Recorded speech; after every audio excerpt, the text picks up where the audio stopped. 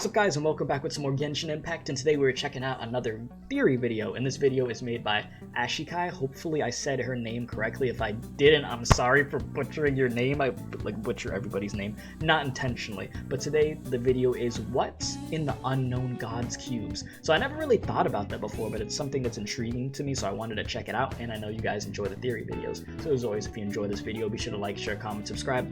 All that good stuff is greatly appreciated, and the link to the original video will be in the description box below. So be sure to show her some love, because she does like really good theory videos. So if you haven't checked her out before, please do. Something has always bothered me about the sustainer of heavenly principles. Why doesn't she just kill the travelers? I'm sure she could if she really Because she's a villain. The After villains all, never not kill even them in the beginning. Working together at full strength could make the sustainer move even a micrometer from her chosen position. She could easily kill them, but she doesn't. Instead, she's weirdly persistent about ensuring the twins make contact with her little red boxes. Why? What's so special about these little boxes anyway? Death. Well, maybe with a little digging, we can find out exactly what's up with these boxes and maybe Let's do it. what's inside. But as always, a quick disclaimer before we begin. This is a theory video, which basically makes it a glorified opinion piece. Emphasis on the opinion part. I do my best to make sure all the information that is not my opinion or speculation is as accurate as possible. Because of that, you can find citations and links for further reading in the description box, as well as corrections, annotations, and additional information in the pinned comment. My voice is about to crack so bad right there. The whole is full of speculation, so please don't take everything I say here as Yeah, it's a theory video, so don't take everything as a fact, basically. Double check my work and do your own. Don't start going ape on them. Your own conclusions. All right. Okay, so with that out of the way, let's turn our attention back to the sustainer of heavenly principles, whose name is far too long and annoying to say over and over again. I did not know that was her idle animation. Susty. Bruh. How many times are they gonna show me that ad, bro? So Susty here actually makes 3 appearances in the game so far, or at least her boxes make 3 appearances. We see her once at the very beginning of the game, and then we see her cubes on 2 other occasions. Once during the We Will Be Reunited trailer over the ruins of Conria, and again during the Electro Archon quest when Raiden A remembers Conria's fall as well. Yeah, so Conria twice the first time we met her. Boom. There. There's the 3. Susty first declares that mankind has committed arrogation. Did you call her Susty? Arrogate means to seize without justification, or perhaps more accurately, to assert one's right to possess something or perform an action. Okay. In this context, I've taken this to mean that mankind has laid claim to something that doesn't actually belong to them, whether that be knowledge, power, or even a title. Kind of like if someone just declared themselves to be king without having any true right to the throne. It's that kind of thing. I get what you mean. After this declaration, she stops the twins from leaving. And she looks sick, though. I have drawn 2 assumptions. First, as we've previously established, mankind has committed a great sin in Susty's eyes and deserves some form of punishment. Theoretically, this statement is referring to Conria directly, since it was being destroyed at the time she says this to the twins. But we'll come back to this idea. Second, Susty thinks that we're human. See, if Susty recognized us as gods properly, then there would be no need to stop us from leaving Teyvat. But if we're humans, she might have a problem with us leaving the realm of her control.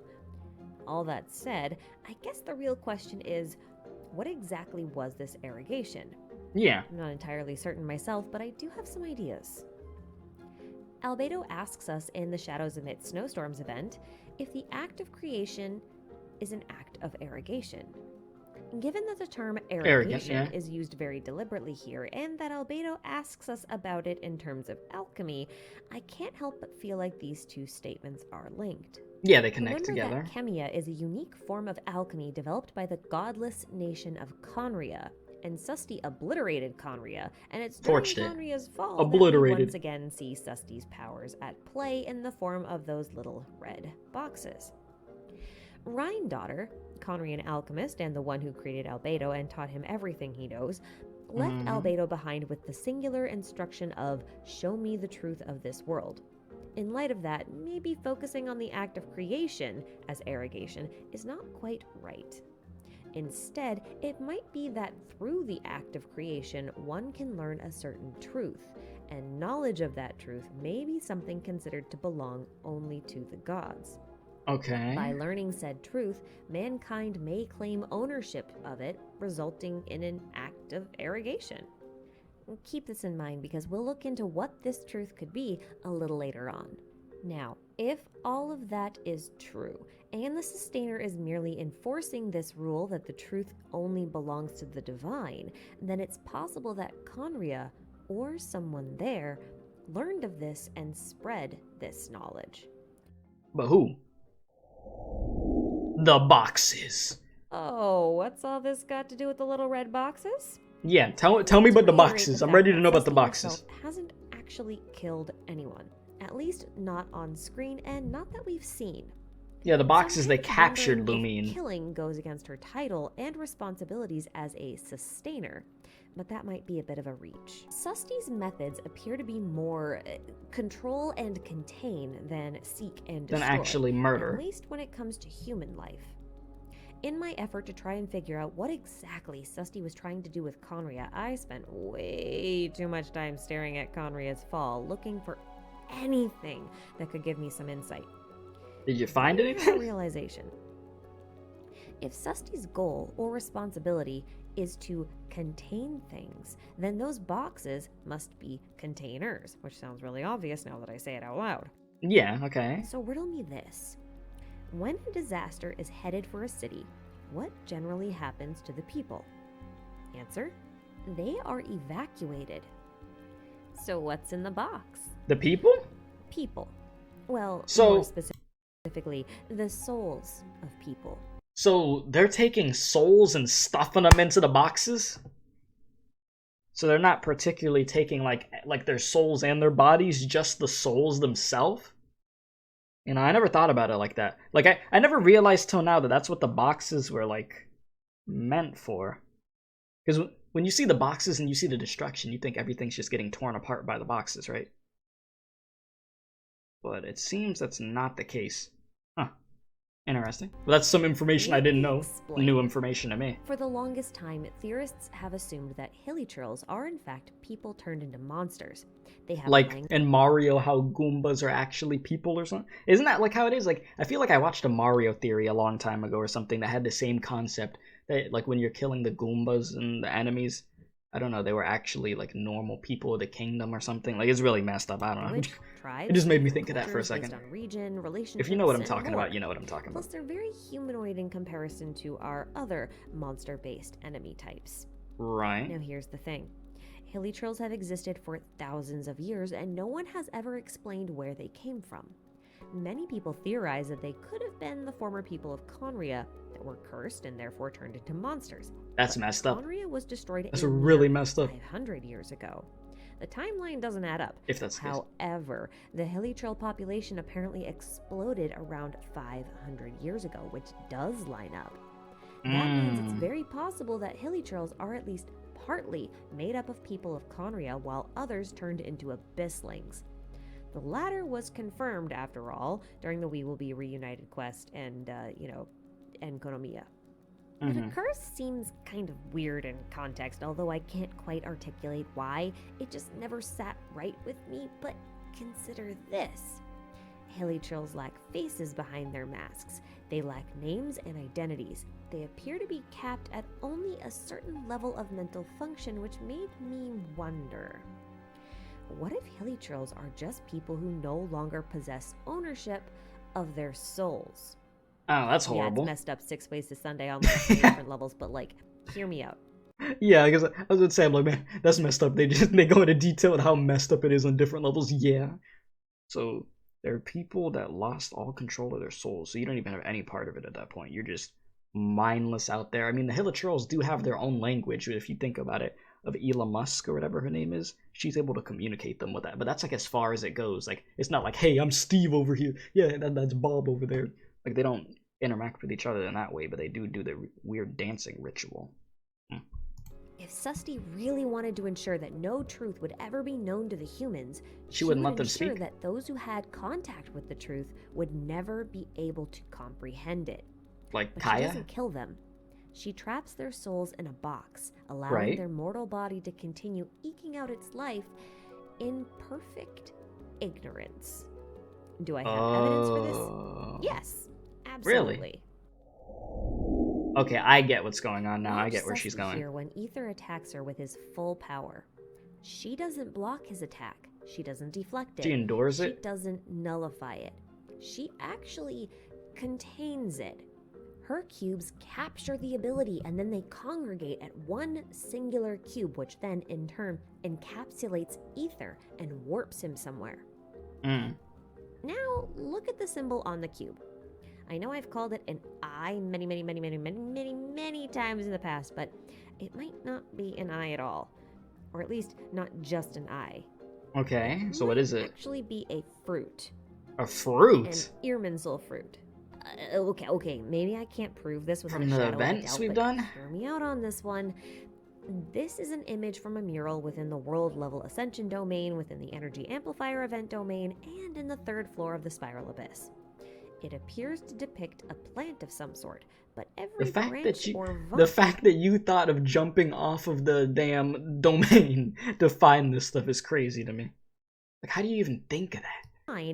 Ends in the same leaf-shaped symbol with a dot in the center. How does that go through your mind It to looks find that? slightly different from the one on Susty's cubes, but it's the same general shape, enough to get me suspicious. And that's what got me thinking about these as potentially fruits or things that grow off of plants. If you compare this shape with one of the Irminsul fruit fragment slots on the energy amplifier itself, they have a remarkable resemblance as well. And if we assume that this video is even remotely accurate in assuming that constellations of Tevat are actually Irminsul fruit, and Irminsul fruit not only define destinies but contain powerful memories, it's possible still that some Irminsul fruit actually contain the souls of people.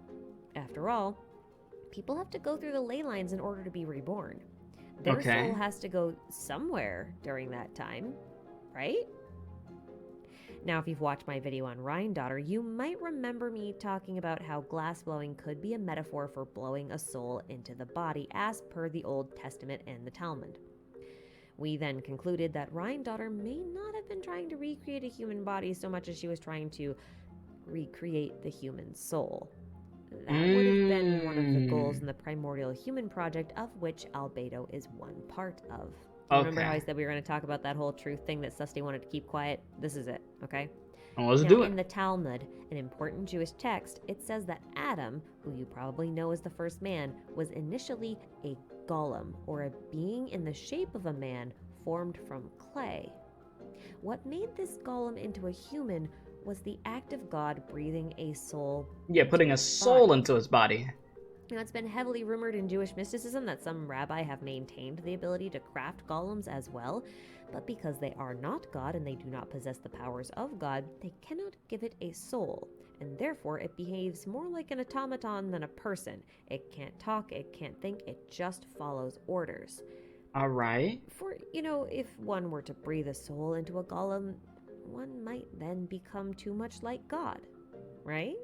Right. Now, if Rhine-Daughter, or you're going here in general, was able or capable of manipulating, creating, or altering souls at some level, then that could be part of a power reserved only for the divine, and therefore knowledge that Susty sought to contain.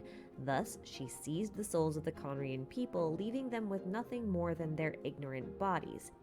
And we call them Hilichurls. Yeah, so that's where you turn them into Hilichurls. Became abysslings through some other process that I don't really know how to go through. He's like, yeah, I don't know how to explain this one. The Hilichurl one made sense, but this, yeah, I don't got that. I don't get that info right now. I got you. Okay. Anyway, why would Susty even have this power is the real question here.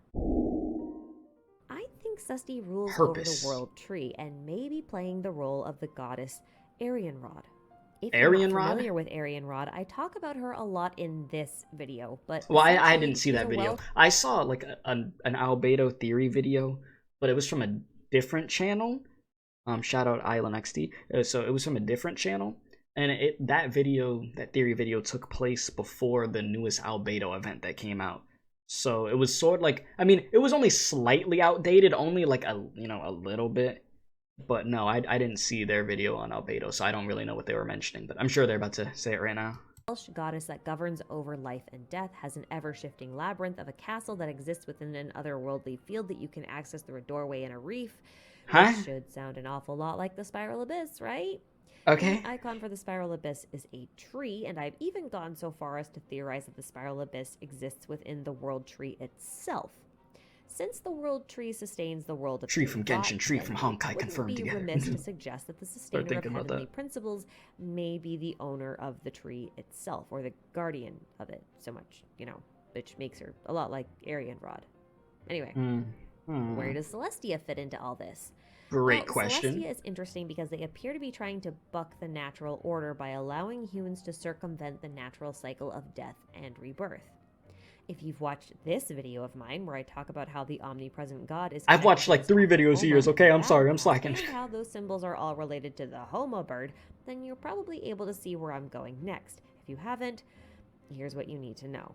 Alright, hit me with it. Basically, in Genshin, heaven is associated with birds. Homo birds specifically, but mostly just birds. While hell, or the underworld, is associated with snakes and dragons, as like very Orobashi? explicitly illustrated in the region of Enkonomiya. Watch this video if you want to learn more, but in the interest of time, we just need the connection between heaven and birds and hell and snakes. Okay. Now, going back to Jewish mysticism, there is something called the Guff. It's basically like a treasury of souls, or alternatively, it is called a tree of souls.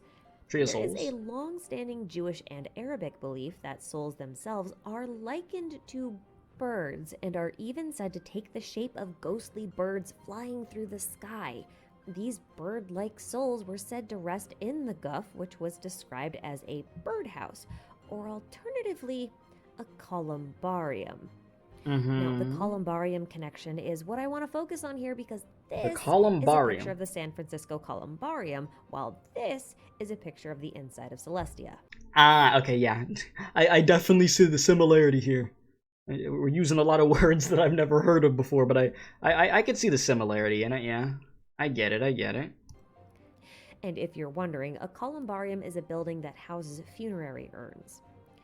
Columba being Latin for dove, and columbarium is often used as a name for like dovecots or pigeon nesting boxes as well. So a birdhouse for dead people.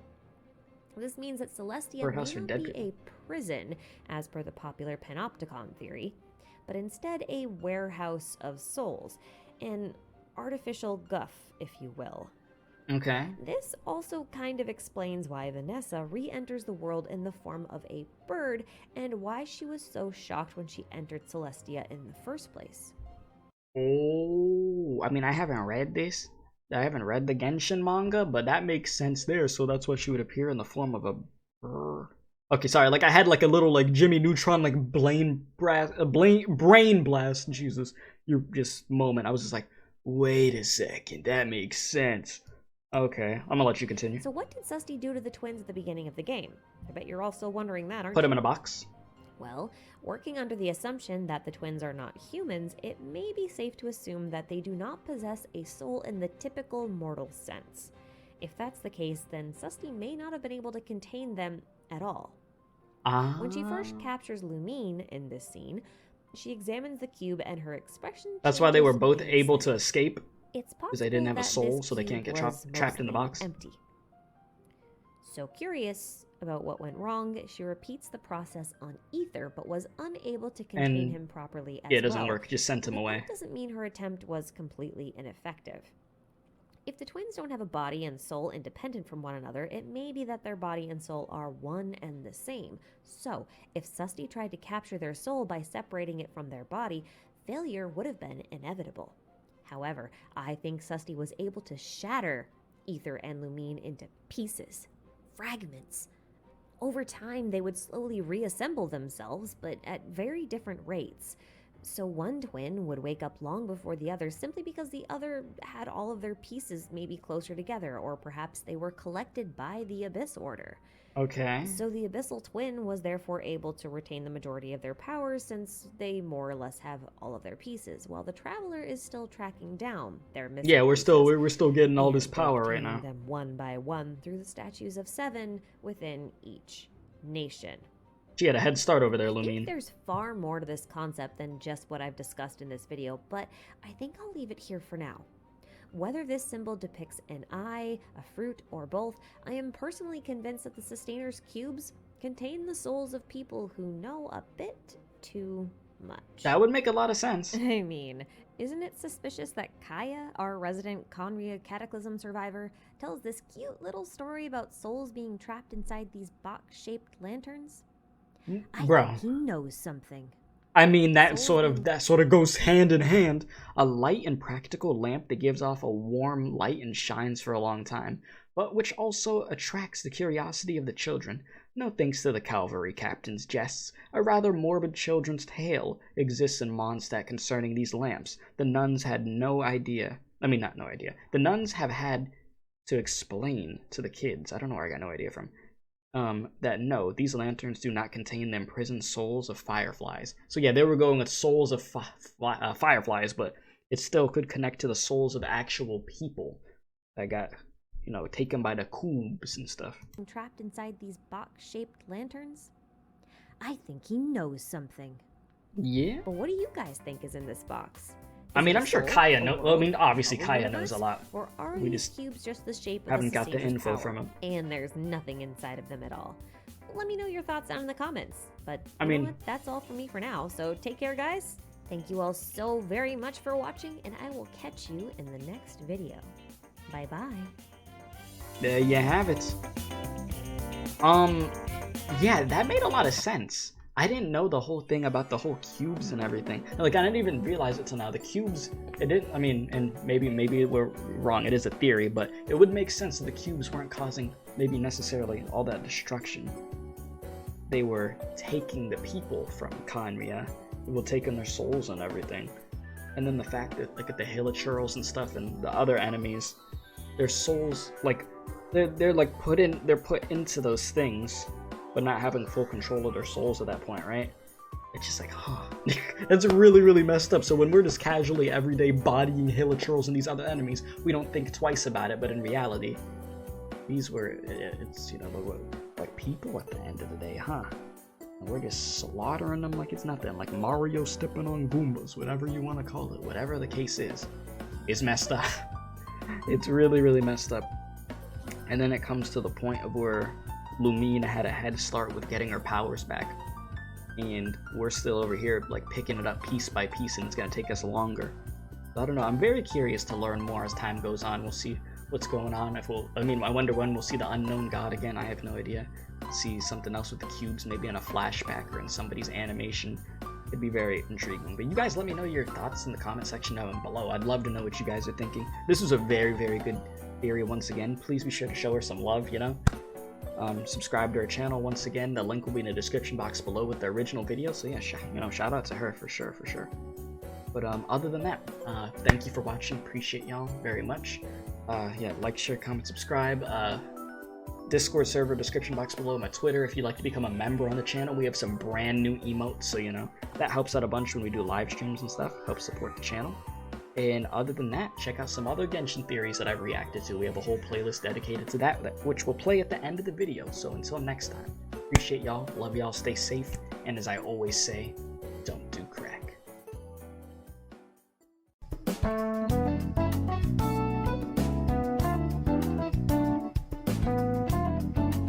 Be sure to subscribe to the Special K Experience if you enjoyed this video.